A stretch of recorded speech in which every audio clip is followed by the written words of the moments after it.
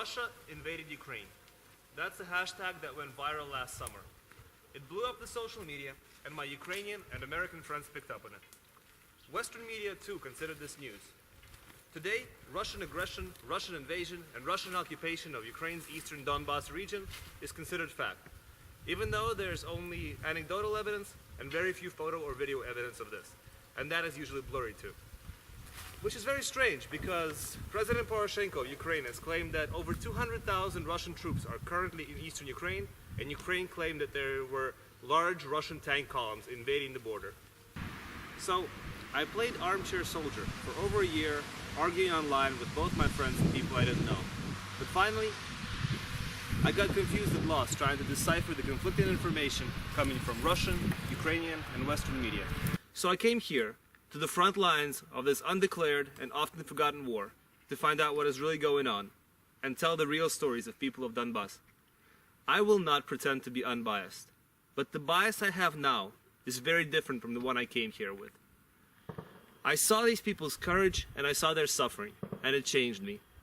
So here's the first video of a new channel where we will do our best to bring you the true stories of what is going on here in Donbass.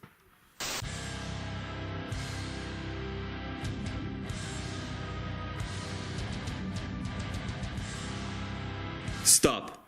Before we talk about the war, let's rewind to the very beginning, to the very start of this crisis.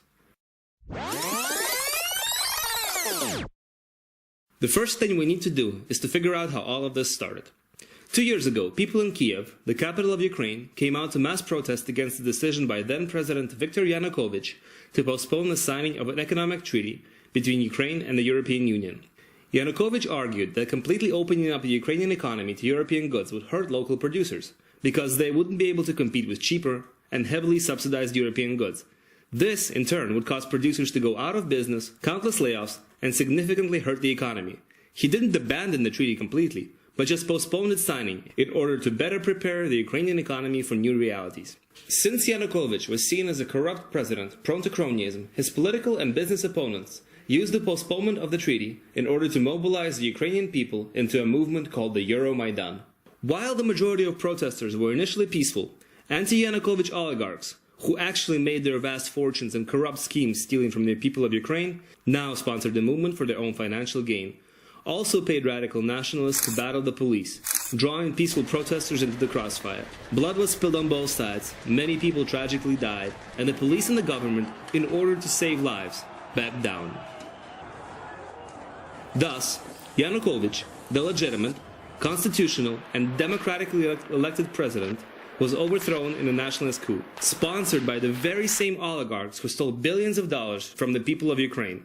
By the way, after overthrowing Yanukovych, the new leaders also postponed the signing of the treaty that would open up Ukraine to European goods, for the same reason, in order to better prepare the economy, just like Yanukovych wanted. Thus, the treaty was just a pretext used to mobilize the people to achieve the oligarchs' political and financial goals. Basically, to make some more cash. Western governments obviously wanted the Ukraine market to open up to their goods and to bring Ukraine into their orbit. And they didn't really care what pain it would cause to the Ukrainian economy and actively supported anti-government protests, both morally by coming to Kiev and financially. The US State Department admitted to having spent $5 billion of US taxpayers' money to help foster anti-government protests. And US Undersecretary of State Victoria Nuland, in her famous "Fuck the EU" intercept, discusses with the US ambassador in Ukraine which protest leader would hold what post in the future government. Now, just imagine this happening in the United States or Europe. Russia or China sponsoring anti-EU rallies in Greece or Spain, or anti-government rallies in the US for that matter, or Russian Foreign Ministry actively donating money to one political party, coming to their rallies, and then telling them who would run what ministry. It's complete nonsense, right? So after the nationalist coup in Kiev, the first act of the so-called revolutionary parliament was to repeal a law giving language rights to Russian speakers. Since the vast majority of southeast Ukraine is Russian-speaking, they came out to protest this, and to demand that the revolutionary central government respect their basic rights. They also wanted for Ukraine to become a federation. Many of the most prominent countries in the world are federations, where people have both local as well as federal elections. Brazil, India, Canada, Germany, and many others have federal forms of government. The United States, at the time of its creation, also had Federalist and Anti-Federalist parties. George Washington, as well as most founding fathers, were Federalists. But in Ukraine, the president in Kiev appoints governors to all the regions of Ukraine, and the people of the region don't have a say about it. Just imagine if somebody in Washington, D.C. appointed the governor of Arizona or Massachusetts. How happy would the people there be, especially if the government in Washington was actively hostile and disrespectful to the people of that state? Obama appointing a hardcore left-wing liberal as governor of Texas, or George Bush before him appointing a hardcore conservative to run California. Would the people not come out to protest this violation of their rights?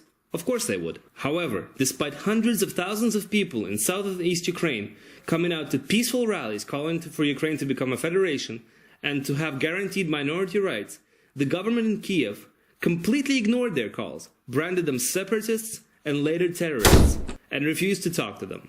And when some of the protesters occupied and peacefully held few government buildings, just like the protesters did during the Euromaidan in Kiev before, letting people come to work and go from work every day without really disrupting the work process, the central government, instead of trying to negotiate with the Federalists, declared the entire Donbass region a terrorist zone, started bombarding cities with heavy artillery and air force, destroying the local infrastructure, killing countless civilian, elderly, women and children. Obviously, when the death toll started to rise, and when the Ukrainian forces in cities that they held started acting like marauding occupational force, stealing from locals, abusing the citizens, kidnapping and even executing people who didn't disagree with the regime, or just kidnapping people for ransom, more and more people started to organize themselves in order to fight back. And the people of eastern industrial region of Donbass declared Donetsk Republic and Lugansk Republic, where the rights and freedoms of people would be respected. So after the republics were declared by local activists, both republics held democratic referendums with Western observers present, where locals overwhelmingly supported the creation of the new political entities. But they still didn't go as far as declaring independence, and still appealed to Kiev to negotiate the federalization of the country, where regions and people in various regions would have guaranteed rights. But instead of negotiating, Kiev responded by sending in the army and nationalist battalions who started indiscriminately bombing civilian areas. Obviously, local people had no choice but to take up arms to defend their land. And those are the people fighting on the front lines today. Locals, people who used to be miners or office clerks, fighting for their freedom from government oppression, fighting for their lands, their homes, and their families. But the West and Ukraine keep insisting that this conflict is all Russia's doing. So we came here to the front lines, to the town of Gorlovka or Horlivka, to find out who the soldiers here are, what they're fighting for, and whether the local people support them or not. Живу с самого детства, с самого рождения. Мои родители здесь родились. Мой ребенок здесь родился. Мы здесь стоим на своей земле. Нам неохота никакой войны, нам хочется свободы. Никогда к Украине плохо не относились. Болели все сюда за одну национальную команду, там, по футболу и остальным. Хотели разговаривать на своем языке, на языке предков, которые разговаривали постоянно. Которые воевали против немцев вместе с союзниками США, Англии, Франции. I'm from Gorlov. Russia, they help, but mostly is moral support. There are Russian volunteers too, but we have volunteers from all over the world.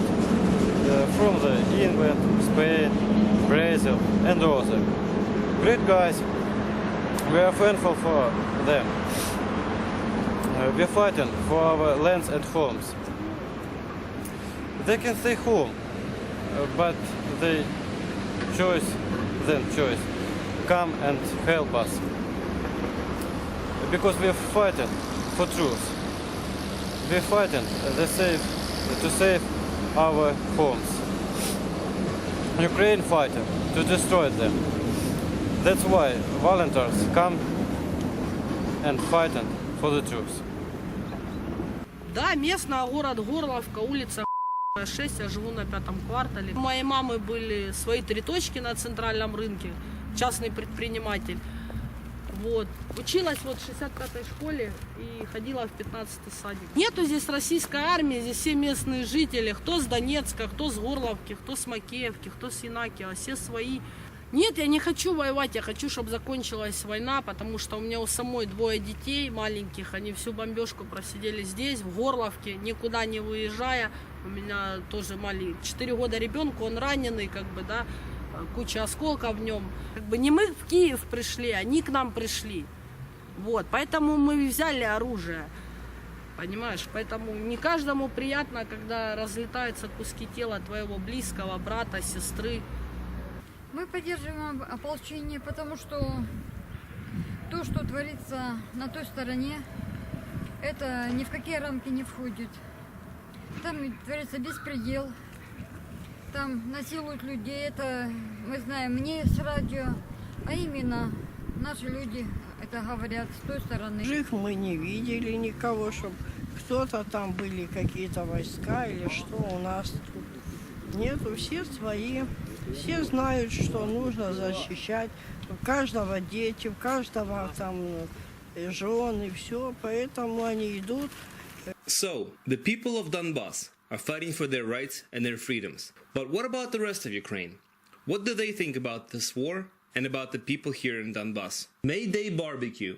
That was a popular joke about over 50 unarmed people burned alive in Odessa on the 2nd of May of 2014.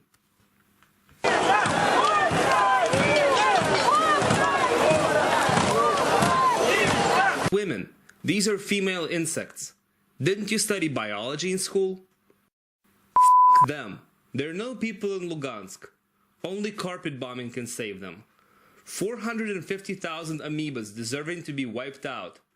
When we kill them, just keep in mind, these are not humans.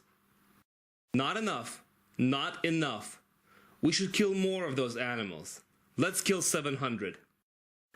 I need to thank you Russians for one thing. I understand now. I am a fascist, and all of you need to be wiped out like a cancer.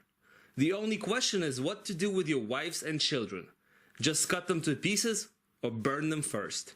Those beasts will never be Ukrainians and will always be a sore on our country's body. We need to keep bombing Donetsk and Lugansk until all of those animals die. This territory should be cleared of all people. Starting from scratch will be easier than making people out of those beasts. And the 10% of real Ukrainians who live there, we should bring to us. Keep up the anti-terrorist war.